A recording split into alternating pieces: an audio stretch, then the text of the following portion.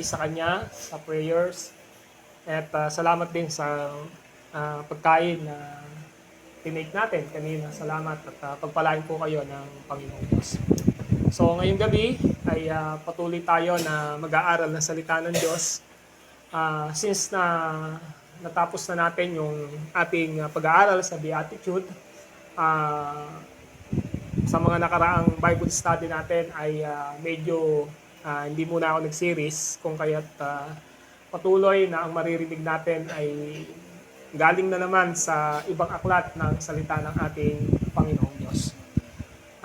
Malinaw sa atin na bawat napapanood natin na telenovela o kaya naman ng mga pinikula, ay alam natin na mayroong direktor na nagpapatakbo nito sa likuran. Kung kaya mapapansin natin yung nagiging kinalabasan nito na maganda, halo-halo, may pangit, may maganda sa panunood ng mga tao. Dahil yun yung gusto ng direktor, di ba? Yun yung gusto ng nangangasiwa sa kanila sa kanilang ginagawang mga telenovela at saka movie. Nabanggit ko yung lahat ng ito sapagkat naniniwala ako na despite na meron tayong mga gustong mangyari sa ating mga buhay, ito man ay tingin natin ay godly o maka-Diyos na naayon sa kanyang kalooban, or else may mga time na ini-insist natin yung gusto natin. Ang lahat ng ito ay maaaring isipin natin ngayon na pinapahintulutan ng Panginoong Diyos dahil sa lahat ng kasaysayan ng buhay natin, ang Panginoong Diyos ang nasa likuran nito. Sa ating pong pag-aaral ngayon, gusto kong buksan natin ang ating mga Biblia sa Isaiah chapter 41. Sa Isaiah chapter 41 po. Ang talata po ay verses 4, tapos punta po tayo ng verse 10, and then talong po tayo ng verse 13. Kung nakita nyo po, ganito ang sabi ng salita ng Diyos. Once again, Isaiah chapter 41, verse 4. Sinong nasa likod ng lahat ng ito? Sino ang nagpapagalaw sa takbo ng kasaysayan? Akong si Yahweh na naroon na sa simula pa. Akong Panginoong Diyos na naroon din hanggang sa wakas. Verse 10. Ako isa sa inyo, huwag kang matakot. Ako ang iyong Diyos, di ka dapat mangamba kanino man. Papalakasin kita at tutulungan, iingatan at ililigtas. Verse 13. Akong si Yahweh na inyong Diyos at siyang nagpapalakas sa inyo. Ako ang may sabing, huwag kang matakot at tutulungan ko kayo. Ang ating pag-aaral ay sa ating buhay, ang Diyos ang gumagawa ng ating kasaysayan. Okay? So, gusto kong ipaunawa sa atin na yung kasaysayan na mayroon tayo, sa likuran nito ay mayroong nagdadirect para sa atin.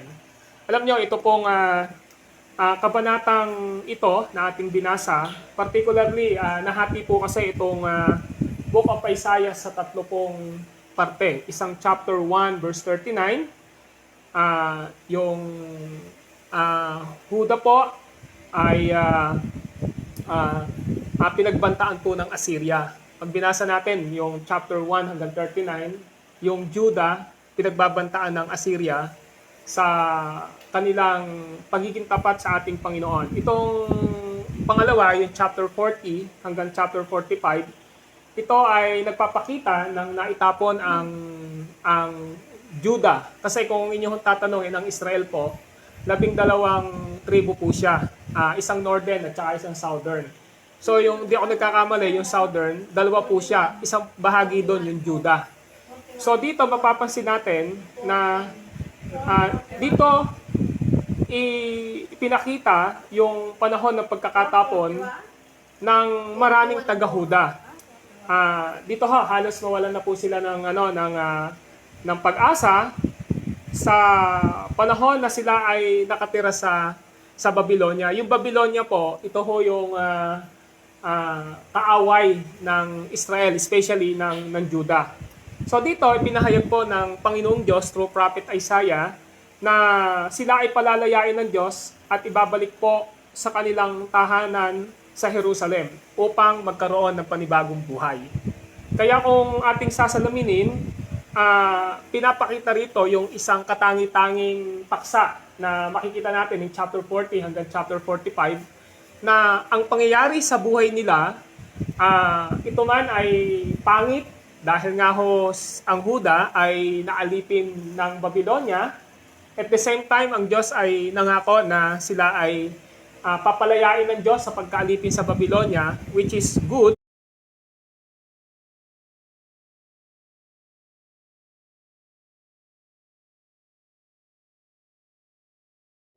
Dito natin makikita in bad and good na pangyayari sa buhay ng mga taga-Juda ay nandoon ang Panginoong Diyos na siyang gumagawa sa kasaysayan nila.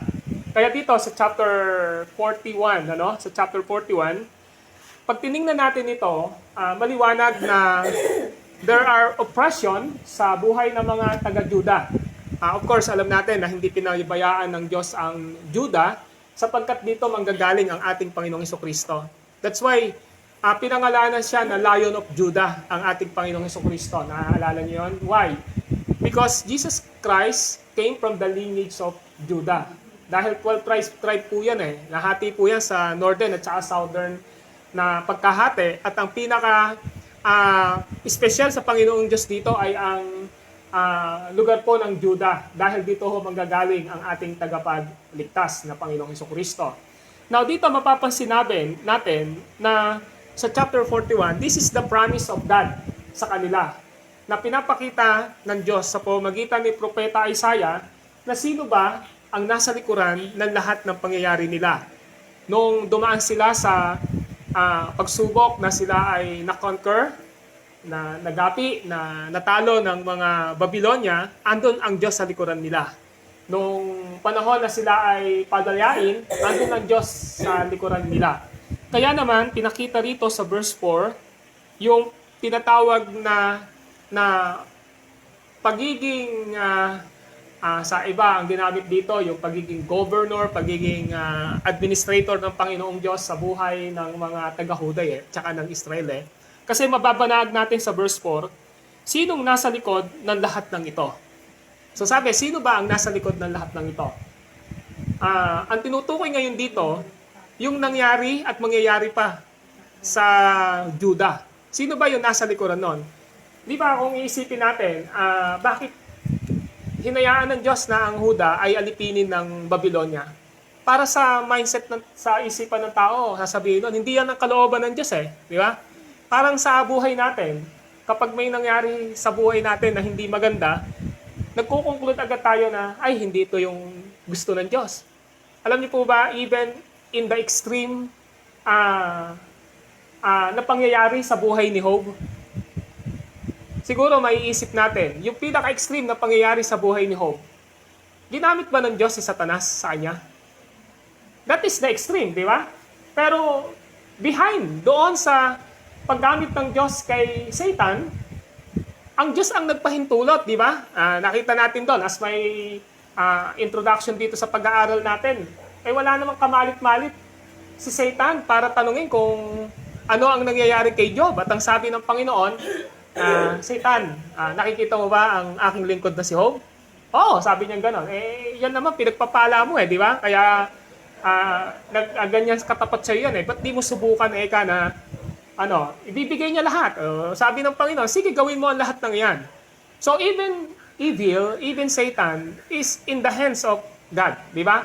Kung papahintulutan ng Lord na mangyari yung ganung bagay, ginagawa ng Diyos. That's why, sometimes we are concluded na pagka mayroong mga bagay na nangyayari sa buhay ng tao, parang agad nating sinasabi, this is not the plan of God, di ba? Hindi ito yung plano ng Diyos, hindi ito yung gusto ng Diyos sa buhay natin. Pero in this particular context, sinasabi ng verse 4, sino nasa likod ng lahat ng ito? Sino ba yung nasa likod ng lahat ng pangyayari sa Judah? Good things and bad things na nangyari, mga happenings na bad and good, sino ang nasa likod doon? Ang sabi dito, sino ang nagpapagalaw sa takbo ng kasaysayan? So, sinasabi niya ngayon, yung kasaysayan dito, yung history ng Judah. Sino ang nagpapatakbo o nagpapagalaw at nagpapatakbo ng kasaysayan ng Juda? Parang ang tanong, sino ang nagpapatakbo at nagpapagalaw sa buhay ng bawat isa sa atin? Yun ang tanong. Because God is the maker of history sa buhay po natin, di ba? We are often, kumbaga sa we are open books na wala pang sulat, na parang meron tayong isang notebook na malinis, pero may mga bagay tayong isinusulat sa diary natin na gusto nating mangyari. Pero ang katotohanan doon, if God does not permitted itong mga sinusulat natin, walang mangyayari di ba? In other words, sinasabi natin dito, sa ating pinag-aaralan, sino ang nagpapagalaw sa takbo ng kasaysayan? Yung history natin, kasaysayan natin. Ang sagot, akong si Yahweh na naroon na sa simula pa. So napansin nyo, siya daw ang gumagawa ng kasaysayan sa buhay ng Huda. Siya ang Panginoong Diyos na nasa likod ng pangyayari sa Juda. Bakit po? Ang sabi niya ay ito, akong Panginoong Diyos na naroon na din hanggang wakas. Because God is eternal God Wala siyang pasimula hanggang wala siyang wakas. Kung sabihin ba natin, ang mundo natin, let's say, sabihin natin 8 billions. Ano yung remaining years na meron tayo? Ang sagot natin, wala. Because God is not bounded of time, di ba? Wala siyang hindi siya bounded ng time. That's why in chapter 40, verse 28, ang sabi ron, Isaiah 40:28, di ba ninyo alam, di ba ninyo talos na itong si Yahweh ang walang hanggang Diyos? So, ano ibig sabihin dito? If God is eternal God, di ba? Walang hanggang Diyos ang Diyos natin. Ano ang pinaka-maiintindihan natin dito? God is all-knowing God. Di po ba? Halimbawa, yung nangyayari sa buhay ko, this is not hide or hidden sa Panginoong Diyos.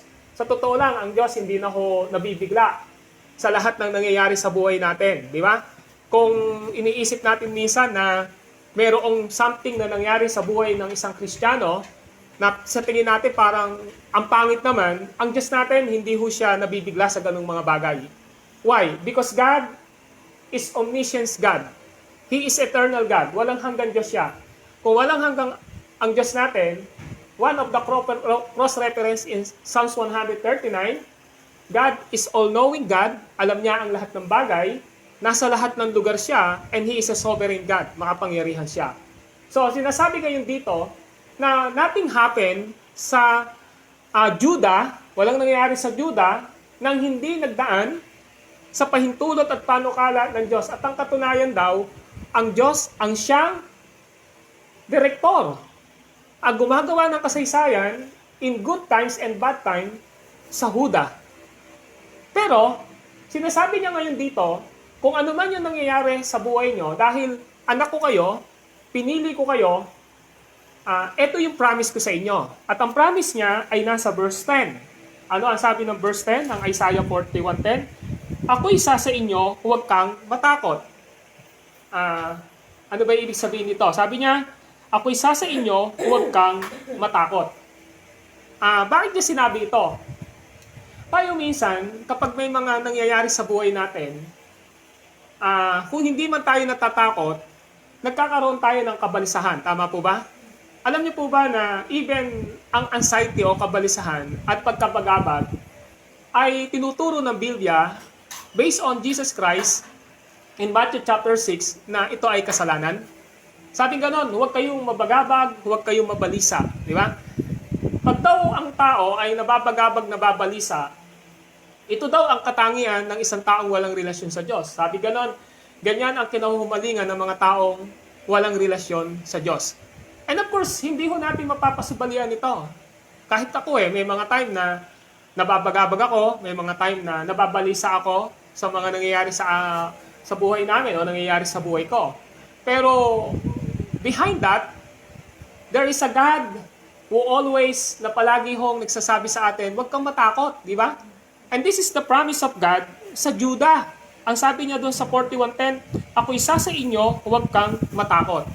One of the character of the Lord is, He is always with us. Palagi po kasama natin siya. If God is omnipresent God, ang sabing ganon, ano yung ikakatakot natin? Like for example, in Psalms 139, sinabi ni Haring David doon, Verse 9, ika'y laging katabi ko, oras-oras, ang likas mong kalakasan ang sa akin nag-iingat. Nakita nyo, ika'y katabi ko, oras-oras. So, ibig sabihin, ang katangian ng Panginoong Diyos, lagi natin siyang kasama. Yes, even in Matthew chapter 28, verse 20, ano sabi niya? Tandaan ninyo, ako'y laging kasama ninyo hanggang sa katapusan ng sanlibutan. That's why His name is Emmanuel. Di ba? In Matthew chapter 1, verse 23, Emmanuel, God is with us. Even in Hebrew chapter 13, verse 5. Hindi kita iiwan, ni pababayaan man. Ano ang magagawa sa akin ng tao? So one of the nature of God, He is omnipresent, nasa lahat siya ng lugar. Kapag alam natin na ang Diyos natin ay kasama natin sa kanyang pagiging Diyos, despite na yung kanyang person ay hindi natin kasama, being a God of Jesus, being a God of the Father, is always with us because He is omnipresent God. And this is His promise dito sa Judah in verse 10. Ako isa sa inyo, huwag kang matakot. And then nasabi ron, ako ang iyong Diyos, di ka dapat mangamba kanino man. Malinaw na ang mga taga-Huda ay nate-threaten, natatakot, full of fear, may threaten sa kanilang mga buhay dahil sila nga ay inalipid ng Babylonia.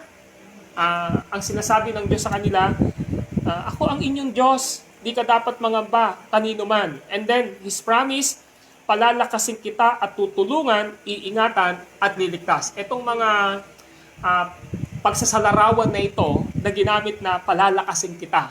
Diba? Dalawa ito, physically and spiritually. God is our strength. Ano sabi ron? Tutulungan kita. Kasama natin ng Diyos, siya ang tumutulong sa atin. Di ba? Ano pa? Ang sabi, iingatan kita.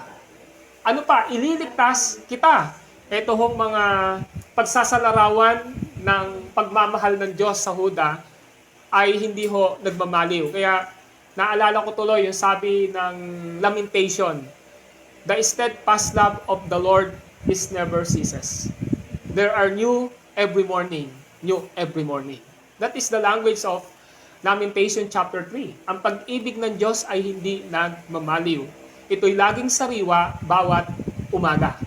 So pinapangako niya ngayon, hindi lang dito sa verse 10, even in verse 13. Ako si Yahweh na inyong Diyos, ang siyang nagpapalakas sa inyo, ako ang may sabing, huwag kayong matakot at tutulungan ko kayo. So ito yung pinapakita sa atin na ang Panginoong Diyos natin ay Diyos na nagsusupervise. Sa ibang language, siya ang nagro-rule sa atin. Siya ang nakakaalam ng masigit na makakabuti sa atin. Alam niyo po, even in the lowest situation ng buhay natin, na tingin natin, para sa atin hindi katanggap-tanggap, yung pinaka mababang kalagayan ng buhay natin na parang tingin natin, yung nangyari sa atin hindi katanggap-tanggap. Pero in the counsel of God, sa plano at konseho ng Diyos, nothing happen apart from His plan and will. Dahil may purpose siya. Nakuha niyo yung punto rito? Pinapakita niya ngayon dito sa atin, napakaliwanag, na kahit gusto natin gumawa ng kasaysayan sa buhay natin, hindi ho nangangahulugan yon nalalagpasan natin ang Panginoong Diyos. Sa katunayan, ang Diyos nga ho ang nagbibigay ng kasaysayan sa buhay natin eh. In good times and bad times, nasa likuran ang Diyos dito. Pero what is His promise? Sabi niya, ako isa sa inyo, iingatan kita, papalakasin kita, ililigtas kita, ako'y laging kasama mo, at kailanman ay hindi ka mapapahamak. So yun yung gusto ipakita sa atin ngayon dito. Now, in my practical application, as my short exhortation sa gabi pong ito, simple lang po, di ba? Sometimes, ang buhay natin is possible na may umalipin sa atin temporal or even now sa buhay natin ngayon, may mga bagay na parang nahihirapan tayo, di ba?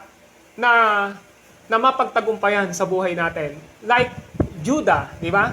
Sila ay inalipin ng Babylonia at wala silang kalayaan na gumawa dahil ang isang alipin ay magsasabit siya sa gusto at kalooban ng umaalipin sa Kanya na tinatawag na Lord, Master o Panginoon nila.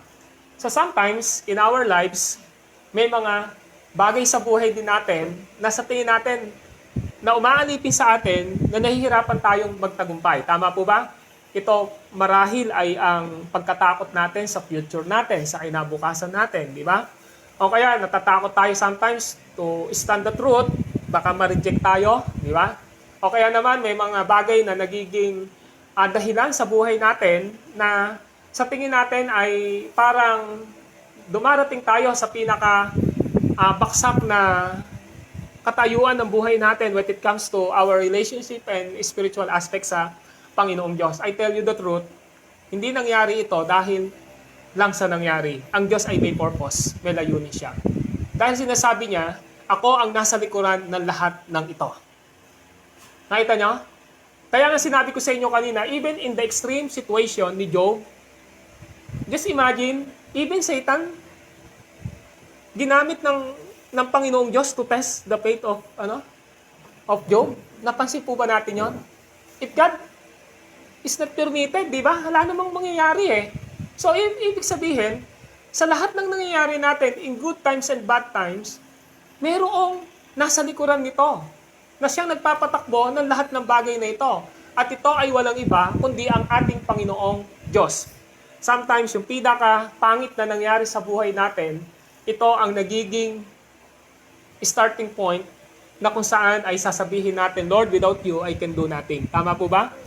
And I don't want to rely sa aking buhay at kakayanan. Dahil kung magre-rely lang ako sa buhay ko at kakayanan ko at lakas ko, may possible na mag-fail ako sa lahat ng bagay. In that point, tinuturuan tayo ng Diyos na lalo tayong umasa, magtiwala sa Kanyang kapangyarihan, and God want us sa buhay natin na i-lead niya tayo sa mga bagay na gusto niyang mangyari sa buhay natin. Because of our weakness sa buhay natin, di po ba? May weakness pa rin tayo. Sometimes, stubborn tayo sa Panginoon, matigas pa rin yung ulo natin, di ba? May mga bagay na nangyayari sa buhay natin na alam natin na hindi yun yung gusto ng Lord, pero nagagawa natin, pero pinapahintulutan pa rin ng Diyos na mangyari yun. Why? Dahil alam niya na matututo tayo na huwag magtiwala sa ating sariling kakayanan. Amen po ba? Doon mahayag ang biyaya ng Panginoong Diyos. So mga kapatid, gusto niyang ipakita rito, in another side, ang sinasabi ngayon ng Panginoong Diyos sa atin dito ay simple lang. Sa panahon na nandoon tayo, sa mga bagay na hindi natin maintindihan kung bakit nangyayari sa buhay natin itong mga bagay na ito, ang lagi nating iisipin ay ito. Ang Diyos ang nagpapatakbo ng kasaysayan ng buhay natin. At sa kasaysayan na yon, nangako ang Diyos na huwag kang matakot.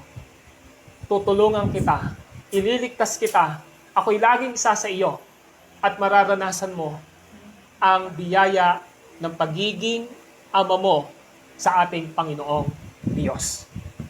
So, ito yung gustong ipakita sa atin dito.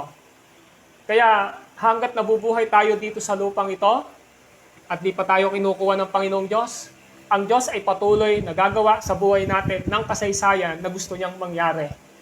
And at the end, ang gusto ng Panginoong Diyos, mag-glorify siya sa buhay po natin. So kapatid, ano man po ang posible na mayroon tayo sa buhay natin na dinaanan o dinadaanan sa buhay natin, sabi nga ng kausap ko dati, yung mga dinadaanan natin na yan, matatapos din, di ba? At pag natapos yan, magiging maayos na ang lahat ng bagay. May mga bagay na nangyayari sa buhay natin na sa iba, hahatulan nila tayo, pero merong mga ibang kapatiran, inuunawa nila tayo dahil alam nila na meron tayong mga kahinaan. And God knew sa buhay natin na siya ang hahayaan natin kumilos to reach out yung buhay natin upang nang sa ganon, ma-realize natin na yung mga bagay, kung ito man ay mali o maganda, ay sasabihin natin sa Panginoong Diyos, Lord, without you, I can do nothing sa buhay ko. So ito po yung gustong ipakita ng Diyos sa atin. So basta ang isipin natin, yung mga pagsasalarawan ng katangian ng Diyos, ang liwanag ng sinasabi niya, Gusto kong i-remind tayo dito ng Word of God sa verse 10, ako isa sa iyo, huwag kang matakot, ako ang iyong Diyos, di ka dapat mangamba, kanino man, palalakasin kita, tutulungan kita, iingatan at ililigtas. Akong si Yahweh na iyong Diyos ang siyang magpapalakas sa inyo, ako ang may sabing huwag kayong matakot at tutulungan ko kayo. Yan ang gusto kong ipakita sa atin. And I was experience itong mga bagay na ito for the past weeks ng buhay ko. Dumating sa punto din na merong pinaka-low na spirituality na dumating sa akin. Pero pilit ko na sinasabi sa Panginoong Diyos, Lord, help me sa mga bagay na ito. And I know in my heart na ang lahat ng mangyayari sa mga bagay na yon, God has a purpose sa buhay natin. Di ba? That's why in Romans chapter 8 verse 28, in all things God's work together for good, for those who love Him according to His purpose. Ang Diyos ay laging may purpose. Kaya kailangan lang alamin natin, ano ba ang purpose mo, Lord, kung bakit nangyari ito sa aking buhay. At ang Diyos hindi madamot, sasabihin niya sa atin kung ano ang layunin niya, ba't niya natin ito naranasan. Ito man ay maganda, ito man ay hindi maganda, ito man ay good, ito man ay not good, ang sinasabi dito lagi, God has a highest purpose. At ako, natitya ko, ang purpose na yon, we need to rely and trust to the sovereignty of God, to His being omniscience, alam niya ang lahat ng bagay, at sa kanyang pagiging omnipresent na nasa lahat ng lugar ang ating Panginoong Diyos. Amen? Amen. So, kuklose ko na sa prayer, and after that po, baka may dagdag kayo, may tanong kayo, let us discuss po itong mga bagay na ito, if meron po sa inyo. Let us pray. Panginoon po namin Diyos na banal at makapangyarihan sa lahat, kami po ay nagpapasalamat at nagpupuri sa iyo sapagkat wala po kaming magiging comfort at magiging basis ng aming pananampalataya maliban sa inyong mga salita. We are thankful, Lord, for Isaiah chapter 41 na ito ang assurance na ang buhay namin ay hindi tumatakbo ng sa sariling kagustuhan lang namin sapagkat sa amin pong history ng buhay namin ito, sa biography ng buhay namin ito, alam namin na kayo ang Diyos na nagpapatakbo ng lahat ng ito. We are thankful, Lord, kung may mga pagkakataon na inisip namin na ang mga pangit na nangyari sa buhay namin ay hindi nyo pinahintulutan, pero na-realize namin pagkatapos ng lahat ng ito, na meron po pala kayong pinaka-highest purpose sa lahat ng iyon. Kaya in good times and bad times, Lord, lagi namin iisipin that you are sovereign God, you are omnipresent God, nasa lahat ng lugar kayo, alam nyo ang lahat ng bagay, at ito yung mapakaganda na maging pundasyon ng aming pananampalataya, na ang buhay namin sa mundong ito ay palaging magtitiwala, magre-rely sa inyong pagiging Diyos, Ama, Panginoon, at tagapagligtas ng aming mga buhay. Kaya Lord, sa buhay namin, kung may mga pagkakamalimang kaming nagagawa, sometimes you are permitted ang mga bagay na ito upang matuto po kami. At sa pagkatuto namin, sasabihin namin, Lord, na kailangan naming sumunod sa inyong mga salita, ipasakop namin ang aming mga sarili sa inyong kalooban sa aming mga buhay. At sa panahon naman na nakakaranas kami ng mabubuting bagay na sa tingin namin ay nagbibigay ng kagalakan at kasapatan sa aming mga buhay, wag namin kalilimutan na meron pa rin kayong pinakadakilang purpose sa lahat ng bagay na ito. Na matuto kaming magtiwala sa inyo, maging humble kami, yung humility makita sa aming mga buhay, at lagi naming i-attribute ang kaluwalhatian sa inyo lamang. Dahil everything that happened sa buhay namin, especially sa mga gagandang bagay, ay lagi naming sasabihin, nangyayari ang lahat ng ito dahil sa biyaya nyo. At sa biyaya nyo iyon, nais naming ibalik ang papuri para sa inyo. Kaya Lord, in good times and bad times ng buhay namin, lagi naming sasabihin na ikaw ang Panginoon at Diyos ng buhay po namin. Maraming salamat sapagkat ikaw ang nangako na hindi nyo kami iiwan, ni pababayaan man, kayo ang magbibigay ng lakas sa amin, magpapatagumpay sa amin, magpuprotekta sa amin, magpapala sa amin, sapagkat masigit ninyong alam ang lahat ng bagay. Walang sosobra, walang lalabis sa inyong itinakda para sa amin.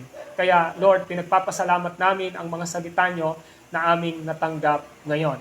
And Lord, we are praying ang pamilya pong ito ni Sister Virginia, patuloy niyong samahan ang kanyang buhay, Kasama po si Kuya Mario na patuloy niyong i-bless ang kanyang spiritual na pangangailangan, even Lord, yung kanyang health, Panginoon.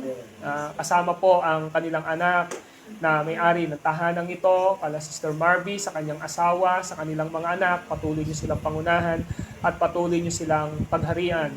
Pinagpipray ko din po ang buhay ni Sister Myla. Patuloy kang gagawa sa kanyang buhay. I-meet niyo po ang pinaka-deepest need ng buhay niya, ang spiritual na pangangailangan at higit pang pagiging close, lalo pa ni Sister Myla sa pananampalataya niya sa inyo. Samahan niyo po siya, patuloy niyang maranasan ang biyaya ng paggawa ng inyong salita at banal na Espiritu sa kanyang buhay, kasama po sa kanyang mga anak, sa kanyang mga apo, Panginoon, at sa buong pamilya niya. Patuloy kayong kumilos at gumawa po sa buhay nilang lahat. Patuloy ko rin pinagpipray si Sister Graciela na patuloy niyong pangunahan ng buhay niya. Kayo ang siyang patuloy na kumilos sa kanya, sa kanyang nanay na Sister Grace, sa kanyang mga kapatid. Nawa po ang patuloy na pagkilos at paggawa niyo sa spiritual na pangangailangan nila, ma-experience nila, at patuloy na maranasan nila ang inyong kapangyarihan palagi sa kanilang buhay. Kala Brother Reggie sa kanilang pamilya, pinagpipray ko si Brother Reggie na patuloy yung pangunahan ng buhay niya, at ikaw ang siyang patuloy pa na lalong magpakilala sa kanya through your written words, at patuloy na mag-depend palagi siya sa power ng Holy Spirit na nasa kanyang buhay. Pinagpipray ko sa oras na ito si Sister Leonie, Panginoong Diyos, ang kalakasang spiritual ay maranasan niya. Paalala niyo ang inyong mga salita sa kanya at patuloy na i-restore niyo ang kanyang kalakasan. Nawa complete healing po ang ibigay niyo sa kanya. Yung mga gamot na iniinom niya ay patuloy na magbigay ng kagalingan. At maasa kami na ang good health and healing grace ay bibigay niyo sa kanya upang magampanan niya po ang mga dapat niyang gawain. Kasama si Brother Ivan, Panginoon. Ivan, pinagpipray namin siya sa inyo. Sa buhay ni Brother Patrick, sa buhay, Panginoon, ni Brother Emmanuel, at ganun din nga po sa buhay ni Kuya Ado, nakasama nila sa kanilang pamilya. Pinagpipray din po namin na patuloy kayong gagawa sa buhay ni Flora May, na bagamat malayo siya, magkikilos kayo sa kanyang buhay. Ganun din po sa akin, pinagpipray ko po ang sarili ko na palakasin niyo po ako palagi sa pananampalataya, bantayan niyo po ako palagi, ingatan, layo niyo po ako sa anumang mga bagay na hindi dapat na mangyari at hindi sa ayon sa inyong kalooban. Kasama ang aking asawa na Sister Daisy, patuloy niyo siyang pagpalain sa kanyang buhay. Kay Lemol Timothy, patuloy kayong gumawa. Kaming naririto na pamilya ninyo bilang iisang pamilya kay Kristo ay umaasa na patuloy niyo kaming pinagpapala nyo hindi lamang sa spiritual na aspeto, kundi sa pag-iingat at pagbibigay ng maayos na kalusugan at pagpapagaling. Saan man kami pumunta, pumaroon, lagi nyo kaming iingatan, pagpapalain ang lahat ng trabaho at hanap buhay na meron kami upang matugunan ang lahat ng aming mga pangangailangan. At nang sa ganon, Panginoon, ay lalo kaming magbibigay ng kalwalatian sa inyo and to be part to help and to support your ministry sa amin pong pagiging iisang pamilya kay Kristo. Inaalala namin na patuloy kang kumilos sa mga hindi namin nakasama ngayon. Sa pamilya ni Sister Bona, patuloy kayong gumawa sa kanilang mga buhay. Sa pamilya, Panginoon, ni Sister Catherine, gumawa ka sa kanyang buhay. Maranasan niya palagi ang inyong pagkilos, ang kagalingan ng kanyang nanay ay patuloy na maranasan, at ang provisyon sa lahat ng pangangailangan. Maraming salamat po, at patuloy din namin pinagpipray ang mga loved ones namin na malayo sa aming mga piling na hindi namin nabanggit. Be with them, Lord, spiritually, physically, practically, sa buhay po nilang lahat. Patuloy niyo silang samahan. As we look forward this coming weekdays, patuloy niyo kaming sasamahan, bibigyan ng kagalakan palagi na to communicate with you sa pamamagitan, Panginoon, ng panalangin at ang pagme-meditate ng inyong salita at paglalaan ng oras upang makapellowship ka namin sa aming mga gawain pang spiritual. Gamitin niyo ang aming buhay sa paglilingkod sa inyo. Ama, ang lahat ng ito ay inihiling namin sa inyo sa pinagpalang pangalan ni Kristo Jesus. Amen. Any question? Any addition?